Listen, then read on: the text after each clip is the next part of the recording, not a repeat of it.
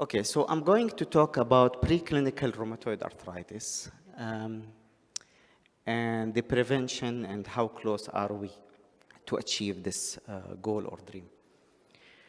This is going to be my agenda. I don't have really any disclosures for this talk. Now, just a raise of hands. How close are we to prevent rheumatoid arthritis? Within 5 to 10 years, 10 to 15 years? So who says 5 to 10 years? 10 to 15? More than 15? Development is inevitable. Oh my God, very pessimistic. طيب, هذا السؤال حيعجبك إبراهيم. So how would you prioritize RA prevention in a governmental spending agenda? Top priority. Lowest priority. In between. In between. طيب.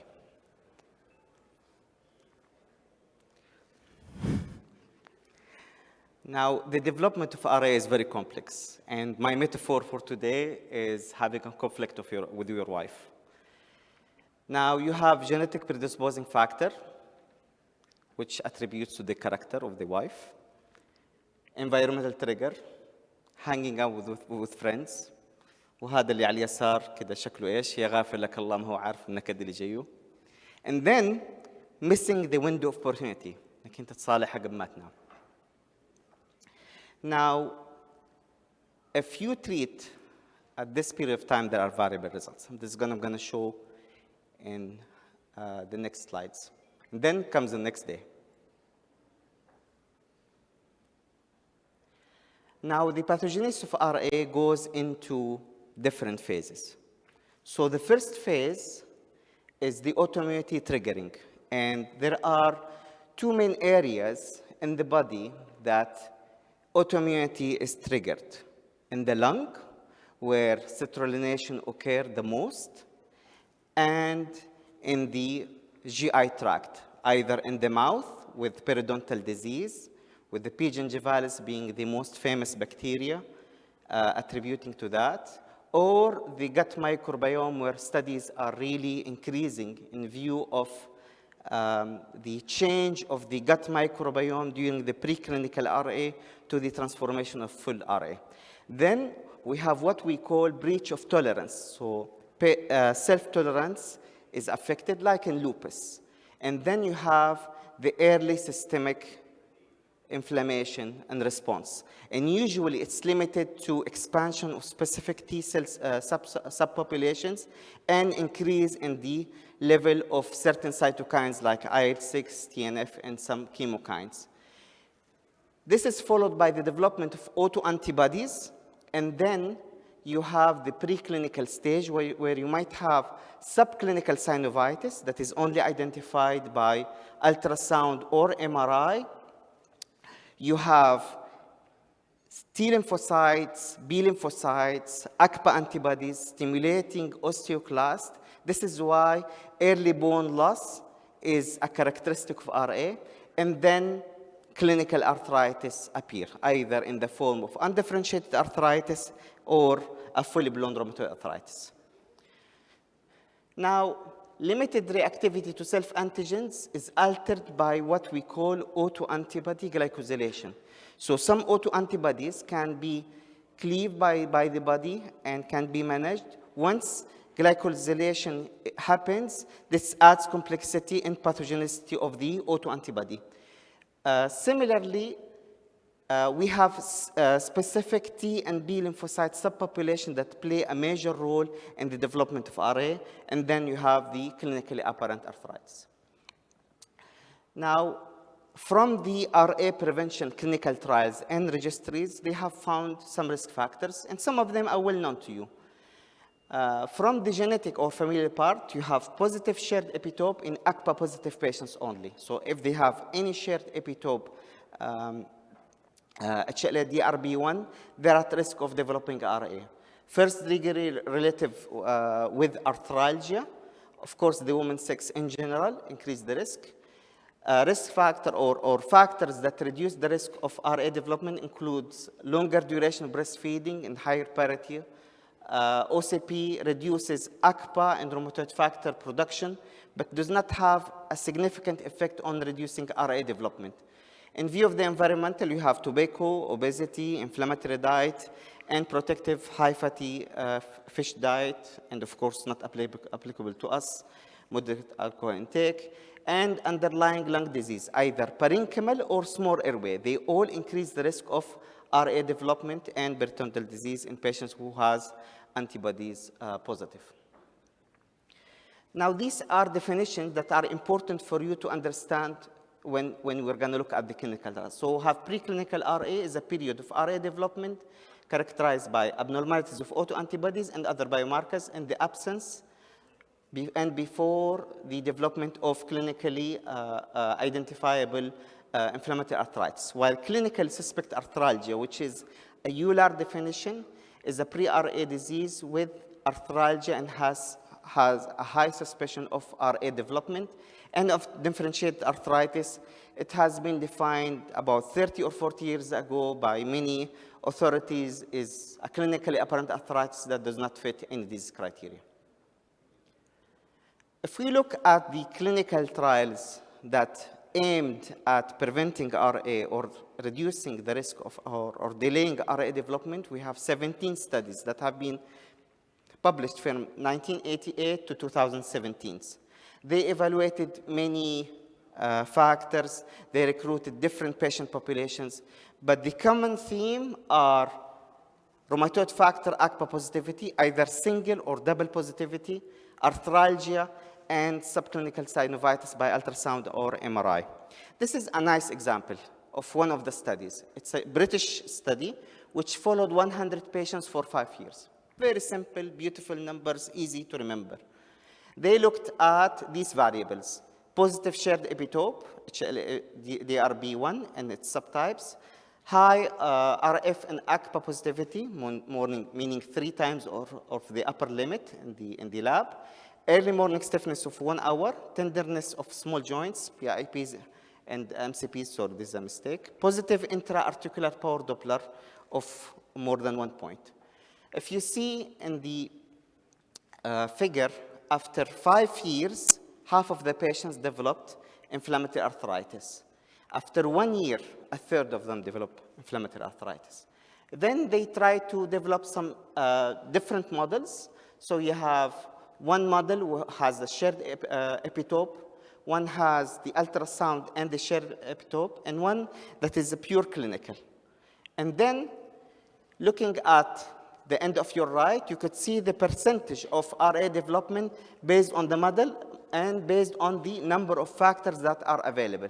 So if you have 0 factors or 1 factor, it's go to low, and then 3 and 4 factors are more, you have a high, and you can see the percentage is very close. So what this study tells us that clinical evaluation is almost as good as having an ultrasound or a shared epitope test in this model. And you can see this is a survival graph of RA development, and you could see that half of the patients will develop the disease within 6 months. These are the clinical trials that have been evaluated to prevent RA in, let's call it, a high-risk population.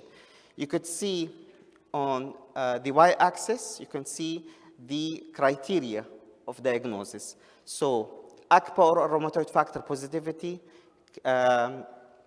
CSA or CSA with subclinical inflammatory response by imaging, undifferentiated arthritis, and early RA.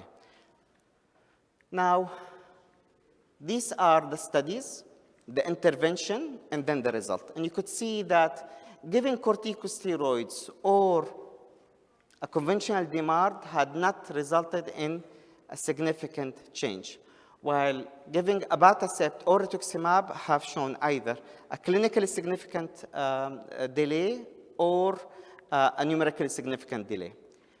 Only 3 studies have used imaging as an adjacent outcome, and in the abatacept studies, they have shown clear improvement in the MRI changes. Now, if we code this, giving a steroid or conventional DMARD is just a simple measure to improve the risk, or giving a biologic is even a better one. And if we apply this on the RA pathogenesis, so you have a patient who has a risk of developing RA, you have an environmental factor, they develop autoantibodies, including, of course, the anticarbamylated. Then these patients go into a phase of arthralgia that is usually missed unless these patients are identified early.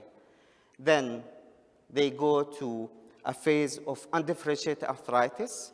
And again, it's difficult really to identify these patients in this phase, especially if you're working in a tertiary care hospital, and then they have a full-blown rheumatoid arthritis. Some patients have an accelerated pathway of rheumatoid arthritis. Now, if we apply the interventions, whether this one or that one, you might not see a response or a variable response unless you take care of these 2 points. If you go closer to the RA disease phenotype, there is a more likely impact to show a difference between the placebo and the active arm. So your study is going to be positive. But the problem, you have a less likelihood to prevent RA development. Why is that? Because the immune system has already matured and has a pathological pathway ongoing that you have to treat. Now I'm going to take you to a different aspect. And by the way, many of the studies are still ongoing. If you go to clinicaltrial.gov, you're going to see many studies ongoing to evaluate the prevention of RA. Now, if we consider designing a study, these are the factors we need to look at. The study design, how are we designing the study? The duration, the intervention, the selection of patients, and then you have some ethical points that you need to consider discussing with the patient, because if you discuss with the patient that you might have a disease that is long-standing, cause disability, you're putting the patient in a psychological dilemma. And we have to really consider when we discuss with these patients the treatment options and what are the outcomes. Now, value equals the aimed outcome over the cost of intervention. If our aim is prevention, okay, it's going to be a very high, for example, high outcome.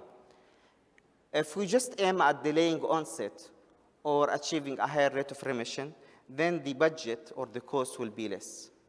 Now, if you go at the cost of intervention, we can either screen only high-risk population. So you go to your patients with RA and screen their first-degree relatives for arthralgia and for ACPA. Or we could do a mass screening, like mammogram for breast cancer. Then the treatment. If you see a patient who has high risk of RA development, you can go to watchful observation, the polite word of doing nothing. You could give steroids or conventional DMARDs. And again, from the data I have shown, is not really something that will really affect the long-term outcome of patients, or consider giving a biologic. But to me, all of these factors are important, but you need to have a shared decision with the patient. Discussing with the patient, to me, is the most challenging point. What to give is the next most important thing. Now, if you see a high-risk individual, okay, either a first degree of RA patient or patient with arthralgia and a positive autoantibodies, and then they develop, for example, arthralgia in the first degree, or you have a positive imaging, you can consider treatment. Now, sometimes you might not need to give or to do imaging. If you don't have the option, don't do it. In my hospital, the MRI takes like 7 months. So, and this is a window of opportunity. It means that every week counts. Finally, the EULAR has only developed guidelines for early arthritis, which is not preclinical RA. So you cannot apply the early arthritis guidelines on a preclinical RA. If you see a patient who has preclinical RA, you have to take into consideration the different points of prevention, delaying onset. Now, in this guideline, if you look at number 4, patients at risk of persistent arthritis should be started on DMARD as soon as possible. And the 3 months interval was coming from a very famous study coming from the Netherlands and France. The early arthritis cohort of France and Netherlands have combined their data and came up with a window of opportunity of less than 14 weeks. One more week reduces the chance of achieving drug remission by about 10%. Then they recommend methotrexate, and again, this was published in 2017, so before the PRAIRIE study of rituximab and the abatacept study. And then, of course, if you look at 6, they say that non-steroidals are actually very useless. 7, they recommend to give systemic glucocorticoids in these patients or intra-articular. And finally, in recommendation number 11, they give advices to go into a healthier lifestyle in order to reduce the environmental factor that is triggering the inflammatory arthritis. So in conclusion, there is a greater evolution in the understanding and definition of clinical RA. So now we at least understand and talk to each other what is a preclinical RA. Many risk factors have been identified, and some of them are modifiable. Trials are heterogeneous, and we cannot really take a decision on which medication is better, and we cannot do any meta-analysis. Biologics seems to have a better clinical and radiological outcome in view of prevention or delaying the development of RA, and guidelines are only available for early arthritis. And finally, the human factor that is always important and should not be neglected. A shared decision between the physician and patient on what to do is essential in managing these patients on a long term. With this, I would like to thank you for your attention.